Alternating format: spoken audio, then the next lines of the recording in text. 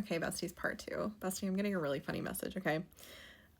I'm getting that this person is having a lot of dreams about you, and their dreams are kind of pointing the way, okay? It's almost like a map to the stars is being given to them in their dreams, okay? There's this energy of them being given the coordinates, the next movements, okay? Things that might not make sense on the earth plane, the answers are being given to this person in dreams. You know, whatever unknowns that they are facing at this point that they think is keeping them from making a solid decision about how to move forward, the answers to those things are being given to them in their dreams.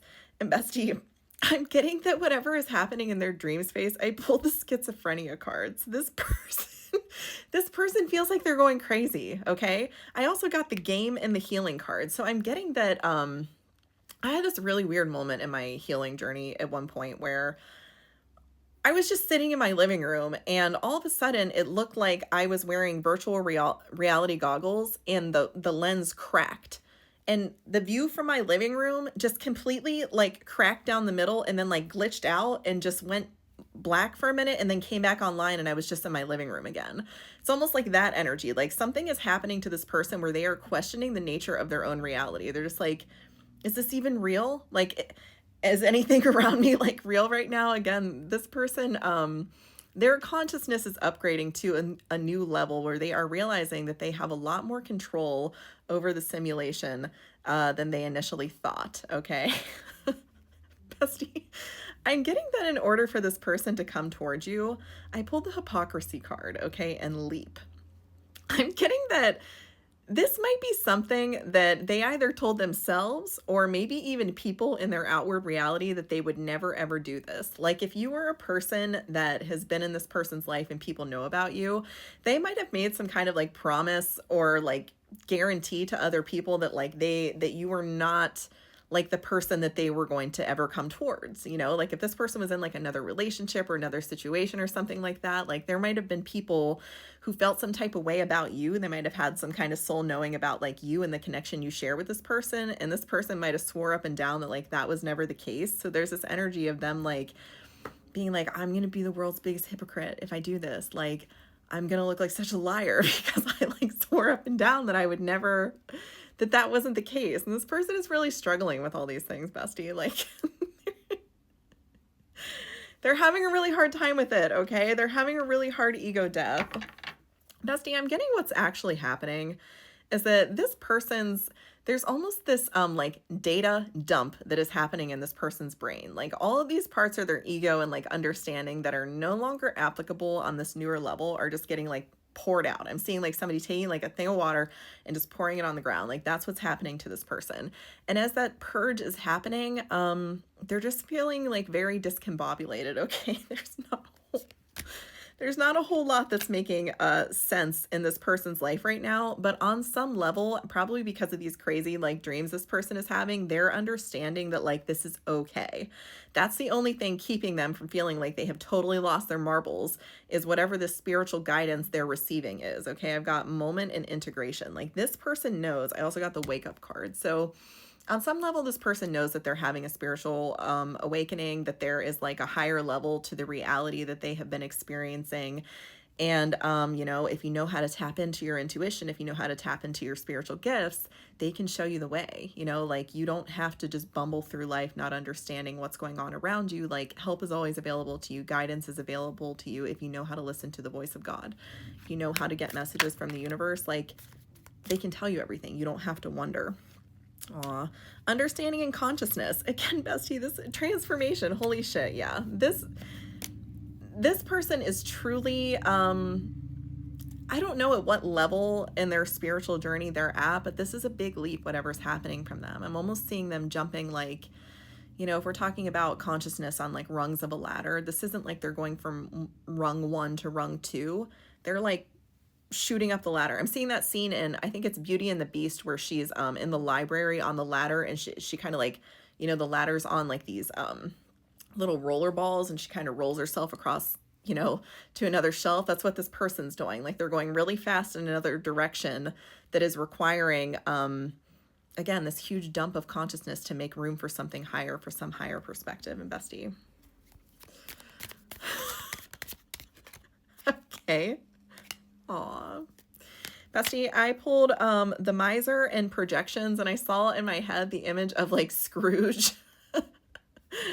You know, he's having all these spiritual experiences. He's seeing ghosts, they're talking to him, they're trying to tell him stuff, and he's like, you know, he is not the kind of person who is in tune to that kind of nonsense, and he truly feels like he's going crazy. And I'm feeling that's kind of the energy of this person too. But somehow, you know, their soul's guidance is getting through to them, even if I'm seeing this person could show up as like either like King of Pentacles or King of Swords. This is someone who's very grounded in either their outward reality or in their logical energy, and the experience they're having right now is not making any logical sense, and it's making them feel very out of control. I pulled the Control card in reverse and the Inside card. So again, this person, because they feel so out of control of their outward reality, this is like the forced downtime I was talking about earlier, okay? Like they're being forced to go within and kind of hear the voice of spirit, because nowhere in their outward reality are they being guided for how to manage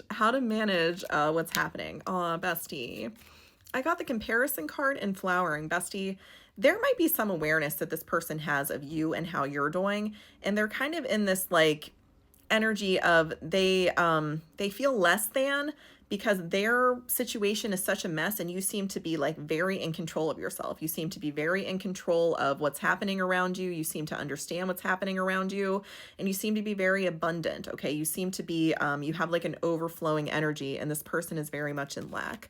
But what this person doesn't understand is that they're being prepared to hold way more than they've ever held before, okay? I've got Repression, Exhaustion, another Vision. So again, this person is being plagued by vision. Okay, I'm hearing the song lyric.